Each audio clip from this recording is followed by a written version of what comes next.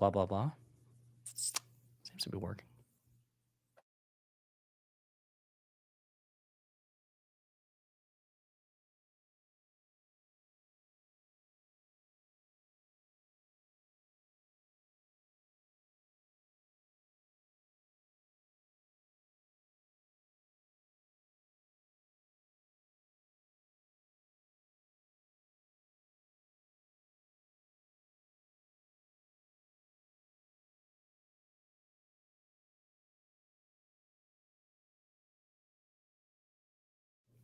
Can you all hear me?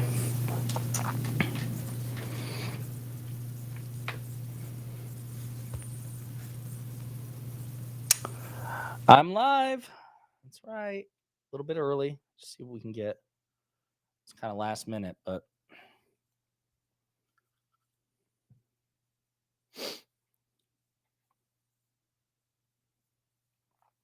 hey, everybody.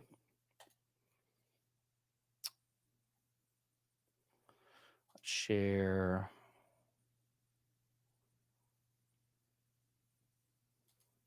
Let's do this one. It's about time you got here. This is wildly unacceptable. You are at least 3 minutes late. Not really. You're 7 minutes early. Let's see here. Is that better? It is good. Hey, your camera looks awesome. Are you using the... Oh, thank you. No, this is the same one. Oh, My camera's still fucked. hey. God, I'm dying. Dude. Stacks. Did you see? This has no significance to you, I'm sure. Okay, I'm excited. Yeah. The why does it always do this? I can't wait. Oh, should I like shift it so it's a little? It is. You should always have it centered on you. Mm-hmm. The key witness in the Hunter Biden impeachment inquiry into President Biden just got arrested for making false statements to the FBI. So funny. So you know my policy on Hunter Biden has been consistently. My policy has been I will avoid that topic. I talk about politics on TikTok all the time. I will just not talk about Hunter Biden because every time I go into it, I just want to gouge myself. I want to get one of those little ice cream scoopers and just put it right into my eye and just pop it out. That's how I feel looking at every news segment about Hunter Biden's penis. Like, I will care the moment that he becomes an elected official, the moment that he gets nominated for anything, the moment he has a political position. Why do I care about some random fucking citizen? By the way, Can you explain that to me? I keep getting this error that says my mic is cutting out. Can you all hear me? I can hear you. I haven't heard you. Okay, I'm really sorry. No, it's okay. Oh, are we trying to keep this clean? I can stop swearing as much. Yeah, try not to swear so much. I know your mic is I can hear it consistently, but like it is, the volume seems to be like wavering a bit. Does that make sense? Like you were pretty loud, and now you're a little quieter. What about this? What about this? You sound sexy as hell, is what I'll say. Dude, I sound like I'm dying and I'm immunocompromised. Yeah, true. Let's keep this like super Christian. Yeah. I can do that for you. Now that you've got such a huge audience, this is the first time you've gone live with all your new followers. Yeah, but I don't subscribers. The fact that the subscriber count is high, I don't think translates to a live audience. So we'll see what happens. Not even a little bit. I mean, it's gained somewhat, but I remember when we used to go live and there was like 3 people who'd show up. There's already like 6. D5, yeah. We'll see 65. Yeah, I know. Yeah, that's way more than we used to get. Yeah, way more. So while we're waiting, I don't know who else is going to be joining us because a lot of them do their own streams, and I don't know how compatible it is with Restream. So we'll see, but we'll start breaking it down promptly at 8. So in about 4 minutes. Mm-hmm. Let's see here. That's the problem with you East Coast snobs is you never clarify what time zone you're in. Eastern. You just say 8. And what are you talking about? Everyone just always knows. It was there in the message. No. The problem is you can't read. I'm not talking about what you messaged me. I'm talking about how you just declared 8 o'clock. Like that's just Where did I everyone is on the declare same it time. that there wasn't corroboration? Like Just I moments ago, you said we'll go live at 8, and you didn't clarify what time. and then I said I'm in just saying. 4 minutes, which clearly makes it 8 Yeah. p.m. Eastern. I don't Yeah. see. This is Yeah. wildly unacceptable. I don't know I'm what to sorry. bring to the equation anymore. I don't know. I mean, now that you've got like quadruple the subscribers since last time we spoke, Hang on. you know. Hang on. Sorry. We used to do this little riffing where we would just like try to find out like who was more popular now, and now that's like I can't. You want to riff on that anymore now? 'cause yeah, Let's riff on that exactly. now. Let's do it. Let's Just do it. immediately gonna get red in the face. Anyway, congratulations on all Appreciate your it, buddy. success. The background Appreciate it. looks great. I don't know Thank if I you. saw this new one, this It's purple thing. well, you okay? See, this is the problem. You would if you actually watched my content. That's the problem. You just gave. I away watch it right pretty there. regularly. No, you don't. I don't believe you. I don't believe you at all. Refuse to believe that. When's the last time you watched a TikTok of mine? I don't go on TikTok. I know. I don't go on YouTube and watch your stuff. That's a lie. That is a lie. That is a lie. All right. What are we here to talk about? We're here to Josiah? talk about the Or Ohio. I guess we could get into it in three minutes. But. Yeah, we're here to talk about the Ohio canvassing event. If other people show up, which again, if not, then you and I will do it, and I think Adam might join eventually. Oh, cool. We'll give it about 3 minutes, but it's big news. The fact that the guy's name is Alexander Smirnov, or Smirnov, I suppose. Yeah, he was a confidential human source for the FBI. That's so lied funny. to the FBI, gave them false statements, all because he doesn't like Joe Biden. They found. I mean, I don't like Joe Biden either. He's kind of taken up all of the Fox News. I don't know. You mean you don't like Hunter Biden? Oh, what did I say? I said Joe You Biden. said Joe Biden. No, I like Joe Biden. I named my cat after Joe. Have you met my cat yet? I have a cat, and his name is Joey, and I No. named him after Joe Biden. Is the cat trying to escape the house? I believe. What it. is that a reference? No. I think it's just trying to leave. Mandy's Candy says, I'm here and in Ohio. I want to hear. It's going to happen. I never knew anything was going on. We will talk about it in 2 minutes. This is more of a pre-show. We had an announcement video on it. It was actually playing on a loop on my web or on my YouTube page. I took it down now because obviously the event's over. Yeah, it was a big voter registration drive. Yeah, I win. Josiah win. A bunch of people win. People you might recognize if you follow a lot of politics. Not politics. If you follow a lot of streamers who do politics. If you follow politics. Strange Charm says, who would just go on the internet and lie to the FBI? I think he did it. In person. I think he filled out. Who would go into Congress, into the hallowed sacred halls where our government resides and passes laws and lie about a thing like Hunter Biden's penis? Yeah. What did he lie about? I haven't really been following the case. This is in all it's such a blind spot. So here's what happened. So the guy in question, the one who was arrested, was at one point a reliable FBI source, a confidential human source. Yeah. So he had no degree of credibility with the FBI.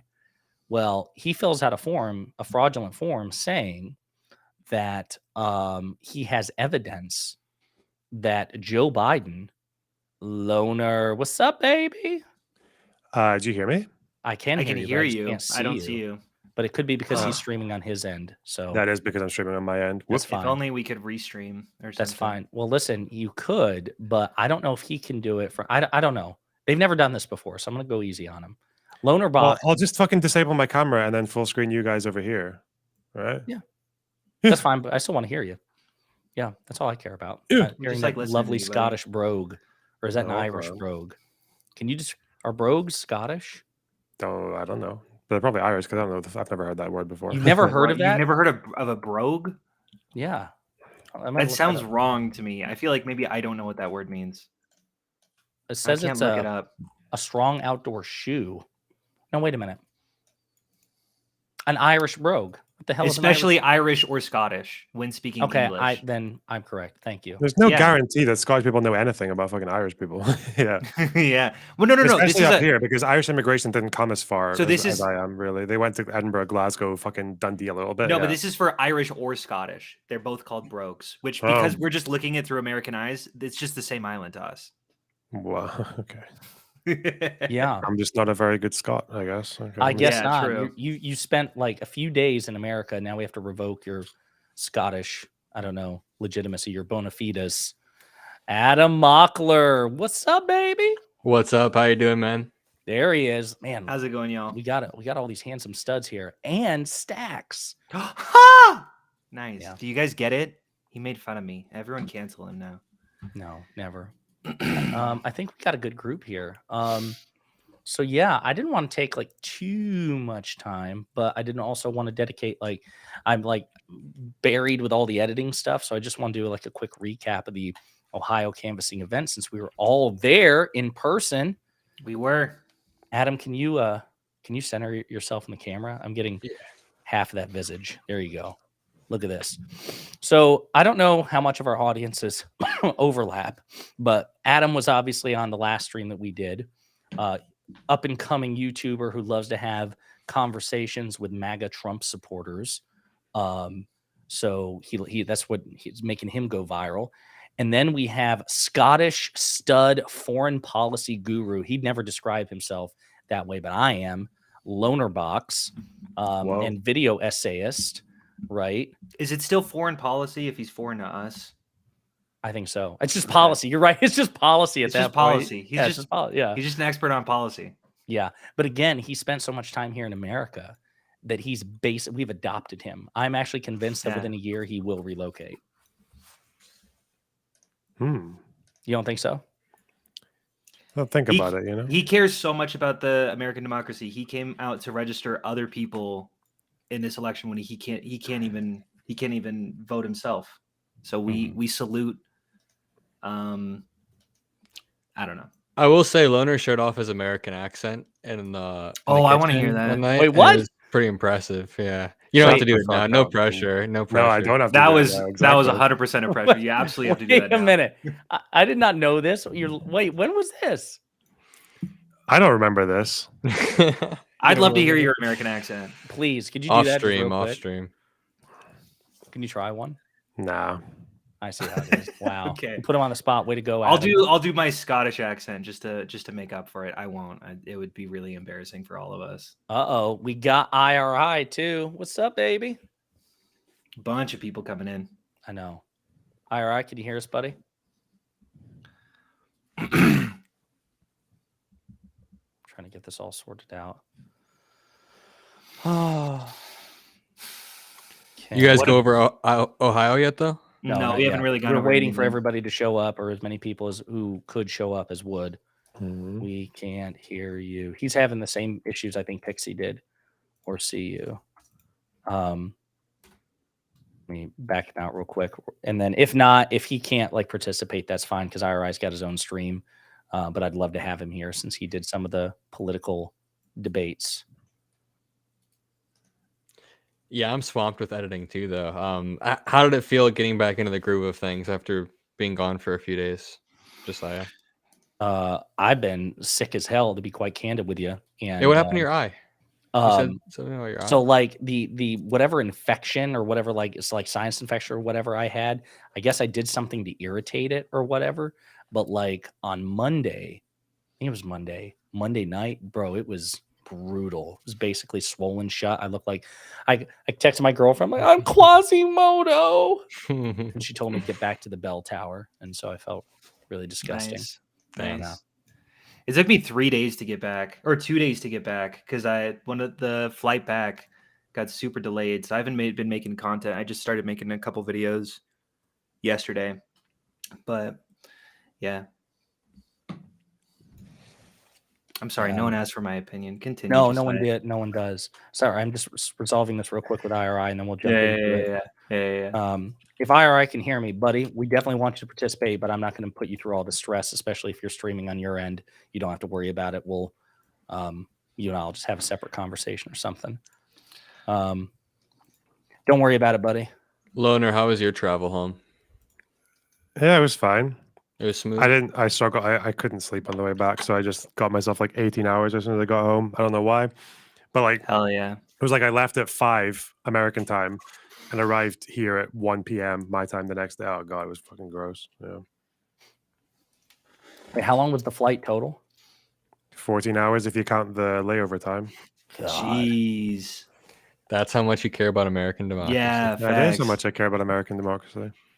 Yeah, because he's Big. eventually going to be a future resident. That's precisely why. Or because our national politics affects everywhere. True. Perhaps that. Sorry, I'm not as Americanocentric as you are. You got to get more American centric. If you don't think Hey! Donald Trump affects everywhere. Well, because Dude. I've been told, right? I've been told by my leftist friends that when fascism takes over, all the liberals, that's you guys, basically just start supporting it for fear of getting fucking executed. So, Yeah. Dude, I and I don't don't want to know. see you guys posting the biggest fucking complacent cringe just to, keep yourselves in a job. I just No. See, listen, I don't even know at this point if that label even applies to me. I've tried to figure what it out. liberal? Yeah, because I kept considering myself a progressive, but I know some people say It's all the same. it's all the same. You're I definitely mean, like broadly a liberal. Yeah, you believe in like freedom of religion, freedom of. I just think of liberalism as like freedom. I don't know if that's too broad, but I would call isn't progressivism just a subset of a liberal? is it? I don't know. I mean, I always hate all of these labels because I feel like they never get us anywhere whenever we try to talk about this kind of stuff because Maybe I do. people need just to like know more. immediately attach the dumbest policies possible to whatever ideology you side with. So I don't know. Yeah, unfortunately, IRI's camera and whatever, he's having the same issue that Pixie did. It's usually like 1 in 6. I'm sorry about that, IRI. So you don't have to worry about it, buddy. Especially since he's streaming. But I can see and hear the rest of you. I heard Kyla. Hi. I'm here. Yeah. Okay. So I think we're just gonna go ahead and get started. Aaron and Lycan can't make it. IRI's having technical issues with my stuff. So yeah. So I know we did. Some of us did. Actually, it was just Adam and I suppose, of this roster. We did the pre-Progressive Victory stream. So again, I don't know how much audience overlap there is. I'm going to leave this VOD up on my channel because I hardly ever stream. But for those of you who have no idea who these people are, because it's a completely different audience. So we've got Adam Mockler, again, up and coming YouTube guy. He interviews MAGA people at MAGA rallies. It's conversion. It's real life conversion in real time. Even though he swears that's not the goal. The goal is simply to have, conversations with them. But we know what it's really about, Adam. It's about sticking it in their face. Exactly. The microphone, that is. Staxiums is a philosophy guy on TikTok. I'm trying to get him to YouTube. He swears he'll do it. He's not doing it. Just a monstrous piece of crap. You don't have to worry about him. Facts. I'm kidding. And then Lonerbox, again, the foreign policy guy from Scotland, a video essayist. He came over to defend American democracy by maximizing eligible voter turnout. So we appreciate that. And then we have Kyla, aka Not So Erudite, who is not only a content creator, but she was one of the primary organizers of the event. She is probably crazy stressed still because seeing you, like, you were bouncing all over the place for real. So we've got all bases covered, and we're going to go through some of the facts and figures because I think it's fair to say this is going to happen again, right? Can I say that, Kyla? Yeah. No, it's for sure going to happen again. Yeah. We don't know like where specifically. I think there's like 4 states that are being eyed. I think PV is focusing exclusively on swing states. So they have a couple in mind, but an event maybe not identical, but similar in style will definitely occur. I think the canvassing will be different in nature though, because it was nonpartisan canvassing this weekend. Yeah. So we'll just jump into that right away. Unlike previous canvassing efforts that I've done with PV, this was about maximizing eligible voter turnout, registering voters. So it was nonpartisan. We weren't telling people who to vote, how to vote, because there is no immediate election. It's just getting them registered, put into a position to vote. Okay. Actually, and real quick, Kyla, because you've got the breakdown from the administrative end before we get into the facts and figures and stuff like that. How much effort would you say collectively was put into this? Whatever you can share in terms of like hours and dollars and, tiers and stuff like that. Yeah. I mean, so I think I get a lot of like the glory just because I was this kind of like the streaming front face. But we actually had kind of a really large team. So there was my side, it was me, Aaron Pixie, doing the media side and kind of coordinating all that. But on the whole other side, there was the MLK team, which is the Matt, Lauren, Christian team. And they were organizing all of the canvassers, and they were working on this. They've been working on it for a long time.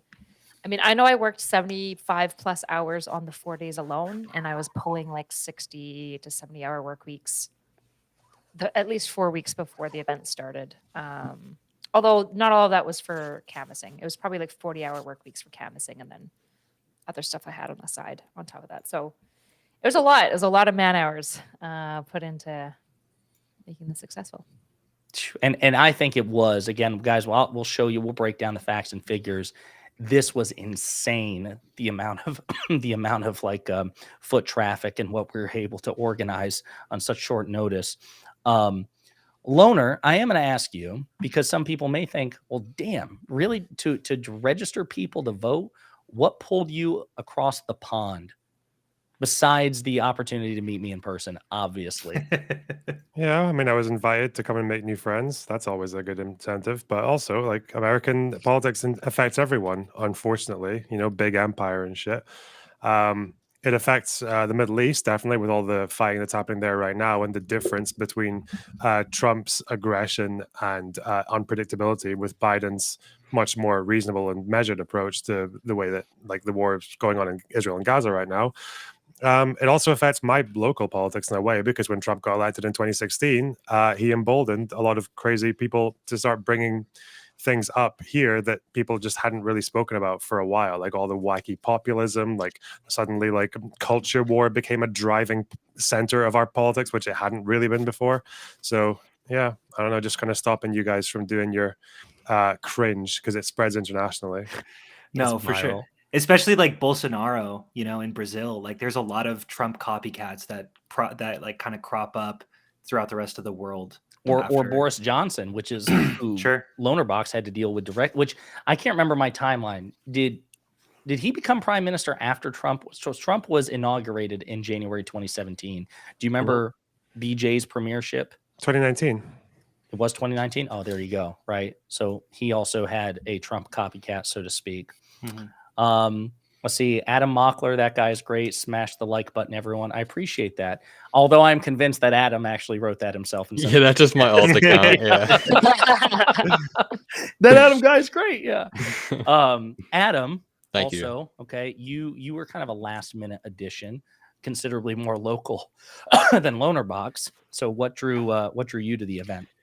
Yeah, also just meeting everyone. I knew that it was going to be a great team, but also being able to canvass for the first time was great. Registering voters and talking to people, energizing them about the upcoming election, and also just the broader goal of like legitimizing this digital space that we're in the actual DNC's eyes and in politicians' eyes. And the fact that we had some politicians come through, like Maxwell Frost, huge name, I think it really helped us going forward, helped PV be able to legitimize this operation. And we're going to keep doing it on a bigger and better scale, knocking on more doors.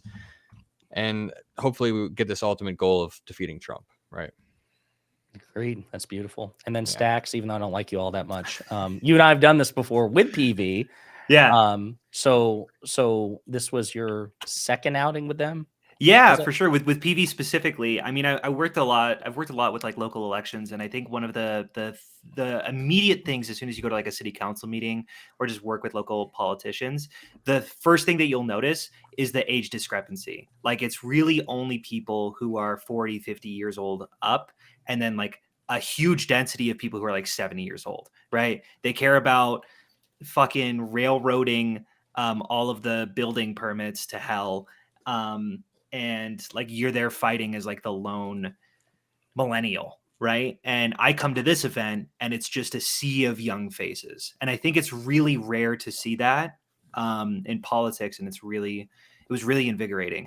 So Yeah, because I mean, Kyle, I don't know if you have the data on this, but I would guess that the average age of everyone involved, they were in their 20s. I think For it's fair sure. to say, right? Yeah, for sure. I don't have the data, but just looking at the lack of beard development, I'm assuming. I was working on it, okay? I was trying really hard. Dude, even younger, there were a lot of like college age, high school age kids, which is insane Yeah. that we're having this impact, or that Steven is having this impact on kids, teaching them the importance of actually engaging in politics at such a young age. And imagine like if they just bring a few of their friends, which I talked to someone who just brought their friend, and it's just this engagement's so important. I feel like it's pretty exciting.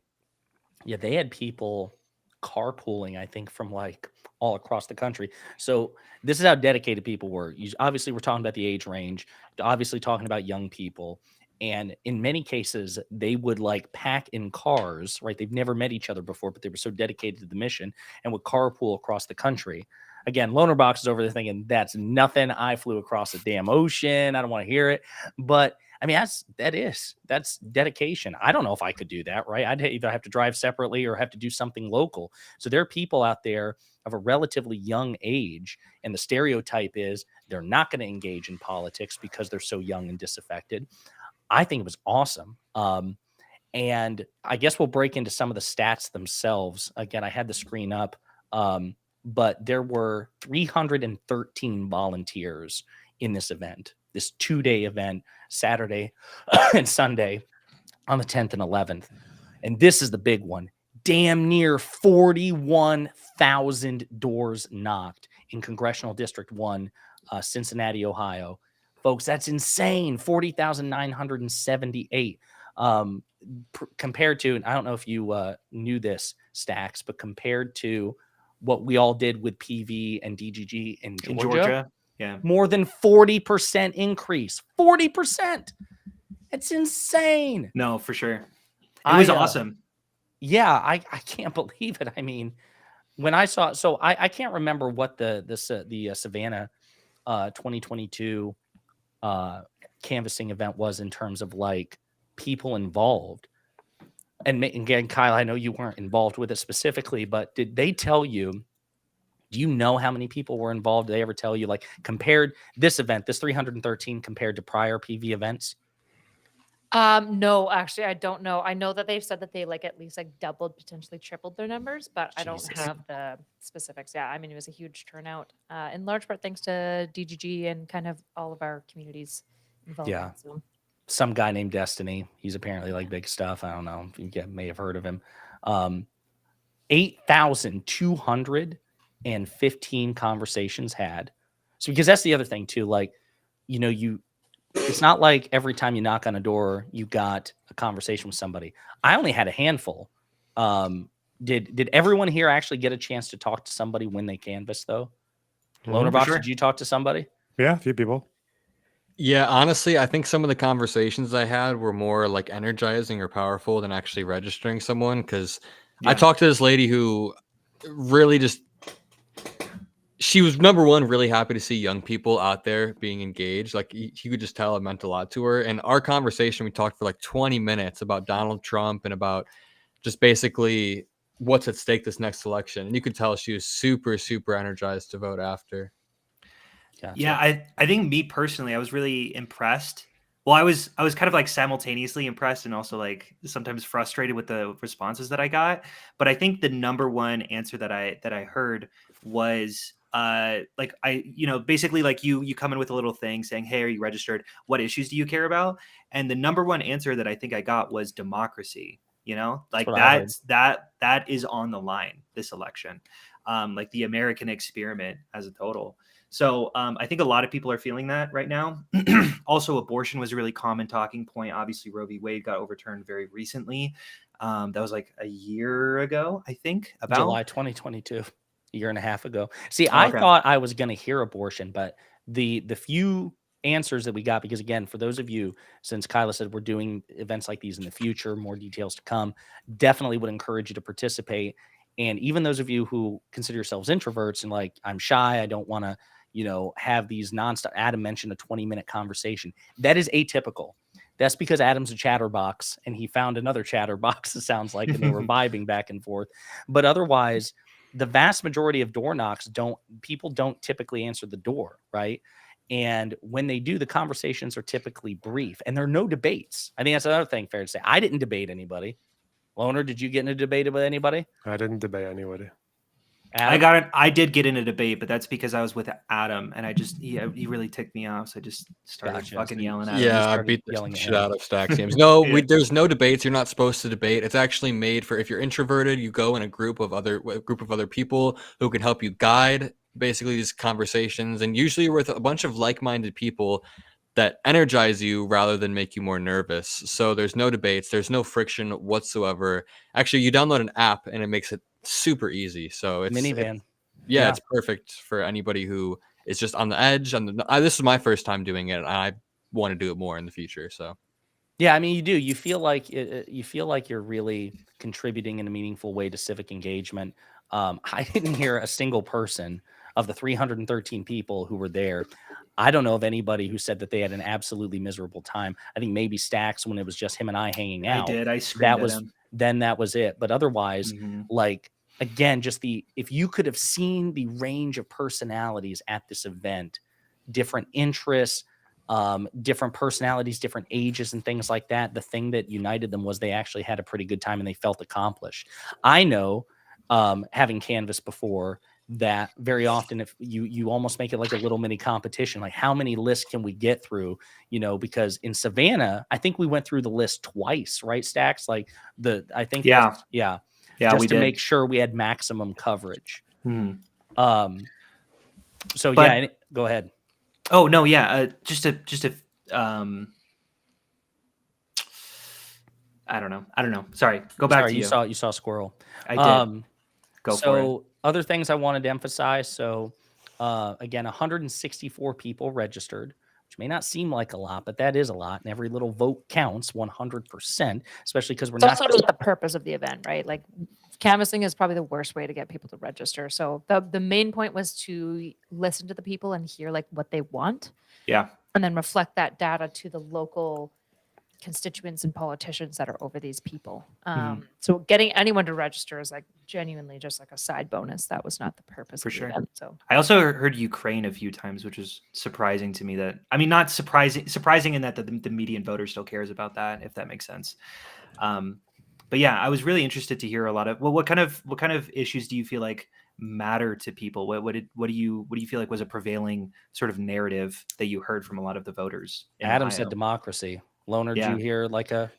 We had a 75-year-old dude who described himself as center right, but for him, this most important issue for this election was keeping Trump out. So Yeah, I talked to this one guy. It was like I Nice. knocked on his door, and it was it was like knock and I'll send you into a hospital or something like really aggressive. And I knocked, and then I noticed the sign, and the door opened. It's this big burly military guy comes out, and he's like, "What are you doing?" And he's like, "I'm like, we're just registering to vote." And he was like, "Yeah, got to get the fascist out of office," and like picks up a thing and Oh, signs. all And right. it was awesome. I was and I like, do "Oh, think those okay." guys are like the most encouraging ones, right? Because it's No, those, for like, sure. like those center right people who would Yeah. usually vote Republican, but they care more about the Absolutely. Republic than the Republican Party. It's like, Absolutely. You yes, definitely moderate have conservatives, secret weapons. Yeah, you definitely have to shed some of your preconceptions, right? Because like I go to these Trump rallies and if I see a dude with a big white beard, I usually think like, all right, Trump voter. So I had a similar experience, Hunter, and I was like, oh, easy Trump voter, and then he told me, yeah, saving democracy. It makes you feel a little bit warm inside to know Yeah. that like the Dems messaging is at least working somewhat, and people know what's at stake. Because if you go online, it's just so easy to think, it's so easy to be disillusioned, but the average person knows that Trump sucks. For sure. I think what's something really interesting that is really indicative of what the Republican Party has become nowadays is the fact that this was nonpartisan, and yet it helps the Democrats. You know what I'm saying? Josiah, if you want to explain this to me, why exactly, if we just register more people to vote, would it help the Democrats? That's the funny thing. It shouldn't necessarily be that way, except the way it usually comes out in the wash is because Democrats have more popular policies. What's interesting is there was a special election in New York yesterday, or maybe it was the day before, I can't remember. And Democrats flipped a congressional seat that had been previously occupied by a Republican, George Santos. And in the hours afterwards, Republican officials and conservative commentators were trying to cope, and they were like, well, it was because people had to vote in person and people weren't using absentee and mail-in voting, and the weather turned like people away and stuff like that.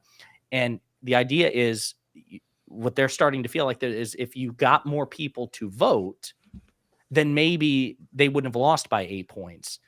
That's the thing. So, as to Kyla's point, this particular operation was just about registering people to vote. We didn't care what party they registered to vote for. It was just about, increasing that maximum eligibility. And you hear too many Republican officials, people like Lindsey Graham, people like Donald Trump, say that if you increase voter turnout, in Donald Trump's words, you'll never have another damn Republican elected again. The sad thing is that's in their mind. I say this as a Democrat. I actually don't think that Republicans are that, politically handicapped. I think that they do stand a chance, even if eligible voter turnout is maximized. But the leaders of that party have it convinced that they have to do everything in their power to keep that number as small as possible, which is really sad because And a lot again, of voting in a general sense, at least voter registration should be nonpartisan. Yeah, and a lot of Republican policies have been kind of unabashedly undemocratic. It's been about disenfranchising voters as much as possible, which kind of like speaks to how liberal this country is, and how, Trump doesn't speak for us, which I think was a pretty prevailing sentiment in Ohio. Yeah. So I do want to talk about some of the people that we got to interview or to have conversations with. State Representative candidate Alicia Rashong, who I interviewed, and I know IRI and Dylan spoke to. Council member Mika Owens, Council member Anna Albee, U.S. Representative Maxwell Frost, the youngest member of the United States Congress, former Representative Tim Ryan, who ran for Senate in Ohio against J.D. Vance and unfortunately lost, Judge Terry Jameson, and State Senator Catherine Ingram. So my question is, Kyle, what was it like trying to get all these appointments and all these interviews? It's interesting to see. I'm trying to think about how I want to answer this. It's interesting to see the kind of the nascence of a new modality that I think will be like utilized in politics. A lot of politicians are not sure of streamers, understandably. When they think streamers, they think video gamers, they think CNAD and XQC. They're very, very minimal exposure. And to be honest, even if they see the streamer's greatest tweets, it's still not exactly like the best representation of the community. So they're pretty nervous. So honestly, coordinating it was kind of nightmarish. They understandably were a little bit hesitant to commit super hard. But I think fundamentally they were swapped when they started seeing the turnout, just the canvassing numbers. It's pretty hard.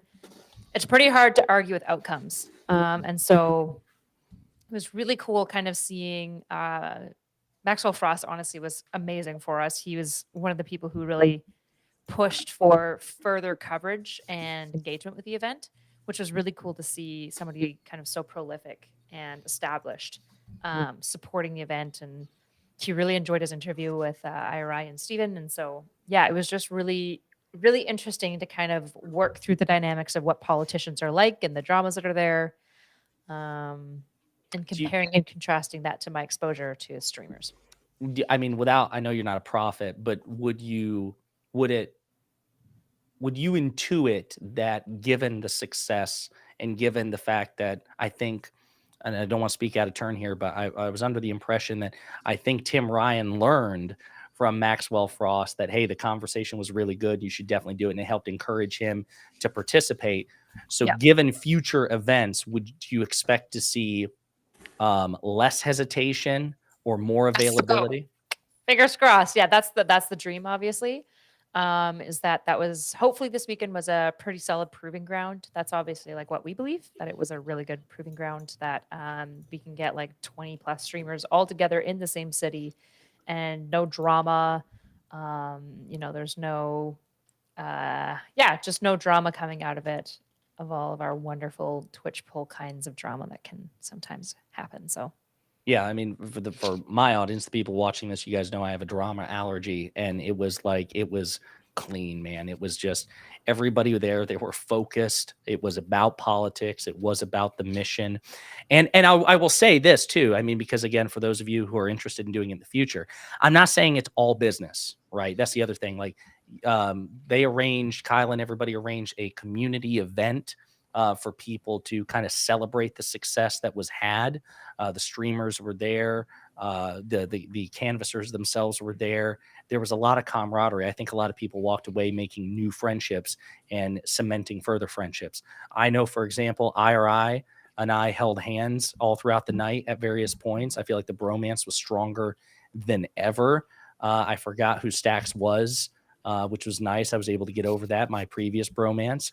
It was a Yeah. lot of fun. So it was I want to say play hard, but it was definitely work hard, and there was play, and it was great. It was a really I was great wondering if opportunity. you and IR took a shower together. I was like, why are they getting out of the bathroom at the same time? Listen, okay, we again the chemistry was just off the charts. I No, wanna it's fine. apologize for that. It's Yeah. fine. I'm not upset. Why would I be upset? That'd be You shouldn't. ridiculous You for me to shouldn't be really. upset. It's I'm not, over. and I'm not. I'm not upset. I don't even Yeah, want to talk I'm getting about all the texts from you off screen. And listen, we're gonna deal with that in private. it. I'm not upset. But I guess if you all were going to make a sales pitch to somebody about it, because my goal is, I love these events, and I want to do more canvassing as we go on, even like local stuff. So, for example, like Maya with Progress Libs, I met her when she was in North Carolina. She lived in North Carolina. That's how we met, was through a local organization. I guess if you were to make a sales pitch for it, based on your personal experiences, what would you say? What would you tell people? Because again, considering all the various types of personalities involved, the various ages involved, the weather, right? I mean, we were in Ohio in February, right? It's not exactly, a sauna by any stretch of the imagination. As we get closer to the election, depending on the time scale, there's going to be like different terrain, different weather. What would you say to people in terms of like if you wanted to maximize the turnout for future events? I'm going to go with Adam first. Yeah, I would say that if you're watching this stream right now, you already care about democracy and you already understand what's at stake more than the average person. So you should be more inclined than anyone to come out, knock on some doors, and try to register voters, because you can watch as many live streams as you want. I'm sure if you're watching this, you probably spend a lot of time on YouTube watching Josiah, watching whatever channel is big, Midas Touch. You probably scroll through Twitter and probably spend all day doing that. Use some time to come out and knock on doors and actually get people to register and get people engaged and excited to vote. That is a way better way to direct your energy rather than just scrolling social media all day. So that is my call to action. I'm sort of calling you guys out too, because I have spent countless thousands of hours scrolling through Twitter, and this was my first time canvassing, and I'm guilty of not directing my time and energy towards the right action. Loner, what about you, buddy? First of all, the weather in Ohio was fine. I don't know why, we ever bring that up as a concern. Like, I got home and my flat was absolutely freezing. It was disgusting. But anyway, if you watch like online political content, it's probably the case that you don't know that many like-minded people where you live, just because it's a very like spread out community. It's kind of like a niche interest, but so you'll beat a lot of like hundreds of like-minded people all in the exact same place, which is very nice, very good for making friends and that kind of thing. And also for the next 10-20 years, you can get into arguments on Twitter, and you can always play the have you ever done any IRL action before, mate card. Works every time. It's a flex. You're right. It's a flex. You are morally superior, like by definition, after you do it. Yeah, it gives you a good degree of credibility. Let's see here. Hang on one second. Somebody says, will be helpful to know, as much as I'd love to canvass, I have a very strong phobia of asking people about such personal questions as their politics unsolicited. Could I jump in? Yeah. So Yeah.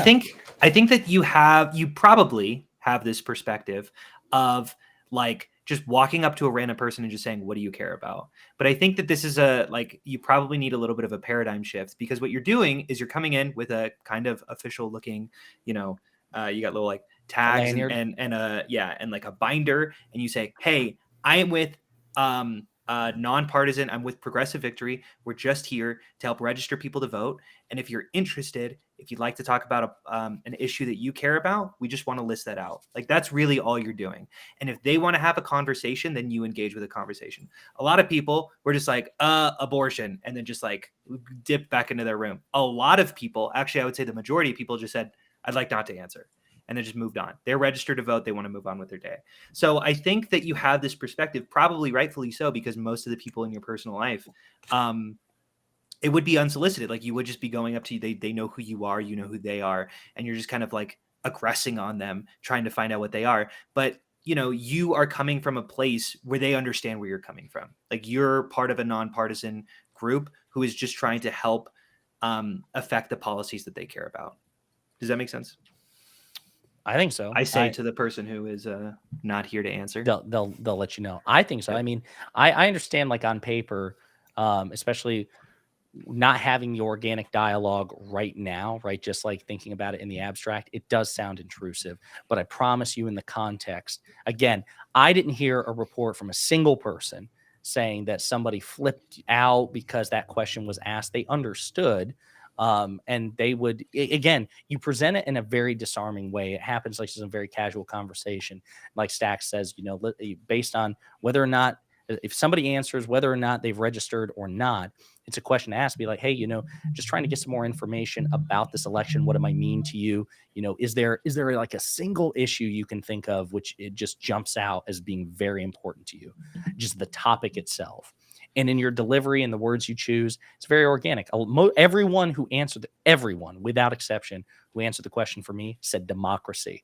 They didn't even say abortion, or immigration, which if you look at the polling Yeah, no one mentioned immigration for me. I was shocked. Yeah. I mean, it was Ohio, to be the most fair, which is a Well, little. Even in Iowa, when I go to Trump rallies, their top issue is always immigration, always the border. I'm like, you live in Iowa, dude. I should also say too that I keep forgetting to mention this. I mentioned this in the first stream. There's training. There's a lot of like that. I shouldn't say there's a lot of training. There are resources available to you, and there's training from people who have done this.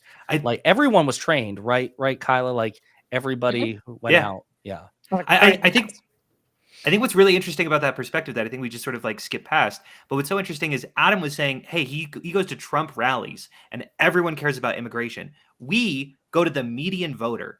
We're just knocking on the random person and everyone's like, who the fuck cares about immigration? They know it's at stake.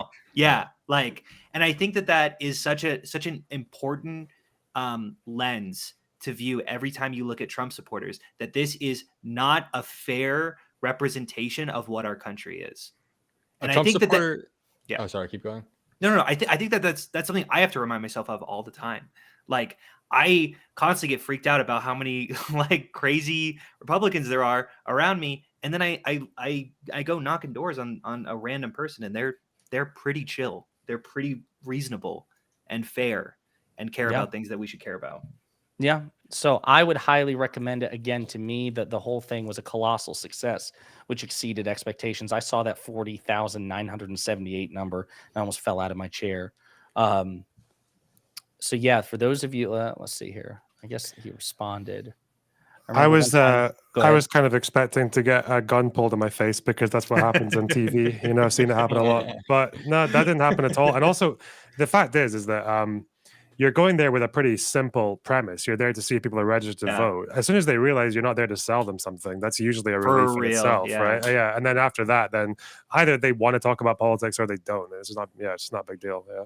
Mm-hmm. Fair. It's really easy. Yeah. And like Josiah said, it's super easy to be disarming. You literally, within the first question, you can be like, I'm a volunteer from Progressive Victory. I just want to know if you're registered to vote. Literally, you can get the question out in 3 seconds and they already know that you're not a threat. It's very disarming, very easy. You're not intruding on anyone. And even if you are, they'll just shoo you off real quick. It's not. Yeah. So we've got Cliff Schechter here, who is an ex-Democratic operative. He's still a Democrat. He used to work on the Majority Report with Sam Cedar. He's got his own YouTube channel up. Thank you. From this Cincinnati resident, let me know when you're back in town, Josiah, and doing more of this. We can win here. 100%. I'll say this, just kind of, I'll close this on my end just to remind everybody of what the stakes are. And then if Kyla, again, has any last bits of information with respect to future events or what to expect or what we're going to try to do, then she'll have the final last word. But Ohio is a state that we cannot afford to lose. Okay. So it's not just the presidency that's at stake in 2024. We also have to keep the Senate. We have to retake the House. Right now in Ohio, there are two. There's one Republican senator, J.D. Vance, and a Democrat, an incumbent Democrat named Sherrod Brown, who is up for re-election. We cannot afford to lose him. Joe Manchin, the Democratic senator from West Virginia, he is retiring. He's not seeking another term. That seat will be occupied by Republican candidate Jim Justice. So that's one vote down in the Senate. We can't afford to lose anymore. And there are 7 other battleground states in which they're Democratic incumbents, people like John Tester in Montana and other places, we can't afford to lose it. So again, that's why Progressive Victory, Destiny's Community, why there's so much investment in getting this out early, because most canvassing operations, they're a couple of weeks out or a month out before the election. We went in deep and early to try to get first people to register to vote. Then I'm sure we'll be back again, or there will be some attention paid there to get people to come out to vote now that they've registered. So it's going to be like a prolonged multi-tiered canvassing effort. And the reason is we have no margin for error. And the House is something that we have to get back. We flipped that seat in New York yesterday or the day before, which is good, but Republicans still have a 3 or 4 seat majority. We can't afford to lose any of it, because as you can see from this divided government in which Republicans only control one chamber of one branch, nothing can get done because they don't want to work bipartisanly with Democrats. It is antithetical to their party's character at this point. So we got to get it all back. We got to get the trifecta. We got to get the House, the Senate, and the presidency. And as it's important to remember, if there's a Republican president, we will very likely see strategic retirements from the United States Supreme Court. Clarence Thomas, Samuel Alito will probably retire. And it's been 50 years since we've had a liberal majority on the Supreme Court. 50 years. The court gave us Roe v. Wade. Just want to make sure I'm checking my numbers. So if that happens, that is the last 6 Supreme Court seats were nominated by a Republican president. Correct? I don't know if it's the last 6, but the current 6. No, yeah, because Trump did did 3. 3. Biden only did 1, and then 2 more if what you say occurs in this hypothetical. That's some alarming numbers. 1 out of 6. You know? Yeah, it's genuinely terrifying. So that's another reason why we're doing this. And actually, so Kyla, again, I'll give you the final word on all this, but I'm going to tee you up with a question. Again, I know you don't have the timeline for these future events, but is it fair to say that however many are left in the year, that they all won't be just right before the election, that they're going to be kind of spaced out? Is that fair to They'll say? all be spaced out. Yeah. I think the goal is like 3 to 4. Not confirmed 3 to 4, but the goal is like 3 to 4, and it would be spaced out really evenly throughout the year, with probably a ramping up towards the election itself. So yeah, there's tons of opportunity long before the due date. Oh of the gosh, election. a lot of dreading there. Actually, okay, Loner, I want to give you the final word now. I'm thinking about it, because foreign policy, it's not something I typically talk about too, but you began kind of with it, is the stakes from a global perspective. Obviously, we're thinking about the national or statewide implications of the result of this election. To those who might say a difference between a Democrat in the White House or in Congress versus a Republican, that it'll come out in the wash in terms of foreign policy consequences. Do you buy that? Not at all. Trump was very much undermining the concept of NATO on his way out, and then Russia invaded Ukraine. Trump would absolutely just leave Ukraine to rot by the sound of it. He's even more or less said something along the same lines. Yeah. And then that means, what does that also mean for the rest of Europe? What does it mean for Poland or Estonia, Latvia, Lithuania? Even in the UK right now, there are people talking about trying to encourage people to sign up for the military because there might be like more escalations with Russia, which is just like terrifying. And that's half of America's trade. So it's going to affect you guys as well. And that's not even to mention. No, that's fine. I was just gonna, it's just the most like wild part to me. Like, I'm not an overly partisan person. I'm Canadian, right? We have like 7 parties. And so I've never really grown up being like dogmatically sold out to one. But it's actually like, whenever I like look through Trump's record, like the thing that he did to that Ruby woman in and of itself should be horrifying to all. Like, he just ruined her life knowingly, lyingly to try to get away with fraud. And then just like the fact that he's like so buddy and like throwing NATO under the bush. Like, Biden has done better with like making NATO like get more up to stuff on its military standards, draw harder lines on like China and like Russia, which is ironic because that's everything that apparently conservatives want, and Biden is somehow doing a better job on these things. Like it's just wild to me. But like the more I look into Trump policy, I just actually don't understand. I just It's don't also know the if I fact could. that, in the war with Hamas and Israel right now, we know that the Israeli right and a lot of like very like right-wing people wanted Israel to attack Hezbollah on October 8th as well, and to basically fight on two fronts. And Biden very quickly and very mindfully decided to place those two carriers in the sea to deter Hezbollah from doing anything, because they thought that, like, first of all, when Israel tries to take out Hezbollah in the past, it's gone really, really badly for them, let alone doing it whilst fighting on two fronts against an unprecedented security failure. So that would have been absolutely disastrous for Lebanon, for Israel, but probably for the Palestinians as well, because like obviously the harder your job is, the more amped up the attempts to complete it get, and then civilians are the ones who pay the price for that. And I think he was, how correct was he so far, right? Like, I think the number of civilians that have been killed by Hezbollah strikes since the war started has been lower than the number of speeches Nasrallah has given since the war started. So it's like, well done, Biden. Yeah. He's Yeah, I mean, wise. policy coming out of Biden, like I'll be the first to be like, I don't know if he's like that competent. I don't really care because it seems like his executive administration are fantastic. Like even my conservative ass husband is just straight up impressed with Biden and his team. Like they've just done a really he's honestly got like he's been one of the best presidents the US has had in a really long time. He's honestly been fucking fantastic. So it's like if he's incoherent and like too old to do this, then his admin team is fucking amazing. And like that is meaningful, even if he's not the most like charismatic and sellable leader. I just don't know if I could vote for Biden when inflation is an under 5%. Stop. Wait, hold on. What was that? I'm hearing something that it is under 5%. I'll find a different reason not to vote for him. Don't worry, I'll figure it out. I've also heard that Biden's really good at asking the people around him, like, or saying, like, prove me wrong on this, or I want someone to challenge me on this, which is a sign of a really good leader. You could tell Trump, like, just look at Trump's Twitter. He's a control freak. Trump wants control of everything around him, whereas Biden is willing to, let his team make some decisions, which is really Well, nice. and that's why to whatever extent there's some corrosion between Biden's brain and mouth, whatever connection is there. The fact of the matter is he's still a statesman from over 40 years, even if you disagree with him on various aspects of policy. He's just more substantively engaged even now than Donald Trump, who is not experienced at all with respect to politics, who cannot go into any sort of intimate detail about the intricacies in the relationship between Palestine and Israel and things like that. Biden can do that still to this day. And again, the choice, it's just ultimately it's a binary choice.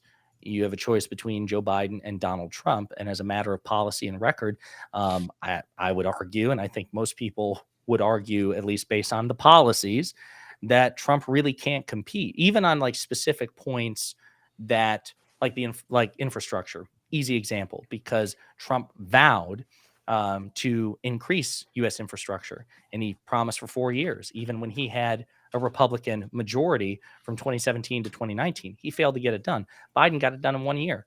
And so it just goes to show that there is, set the fascism of Trump aside, there's simply a higher degree of administrative and executive and legislative competence, like Kyla said. So this stuff matters. And that's why I wanted Loner Box to weigh in, because one of the things I hear is that, well, maybe there would be some difference domestically, but abroad, it'll come out in the wash, or maybe Trump would have a better grasp on foreign policy than Biden. I don't buy it, but I thought I'd play the devil's advocate and see if the actual foreign policy expert would agree or not.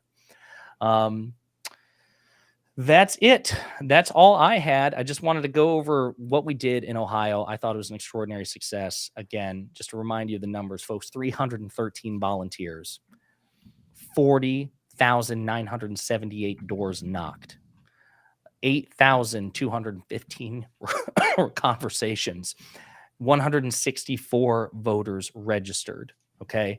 In terms of like the live stuff, 7,886 at the highest point of concurrent live viewers, and then total viewer counts about 180,000. Okay.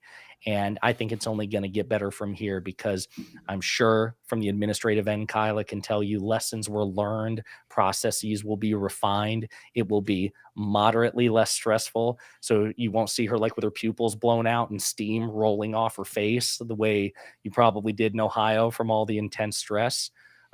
Stacks will contribute somehow, I am sure. I'll find a way. Probably lifting things. Certainly you shouldn't be talking. Adam, man, you were just great, Adam. You know, I'm proud of you. Did it feel strange when you had a conversation with somebody that you didn't have your damn microphone? Did it feel weird? Yeah, I wish I was interviewing everyone. But I loved meeting all you guys too. I loved sleeping in the same bed at night, Josiah. Even though you didn't know we were sleeping in the same bed. I'm so jealous. I'm not upset. I'm not upset. I don't want to talk about it.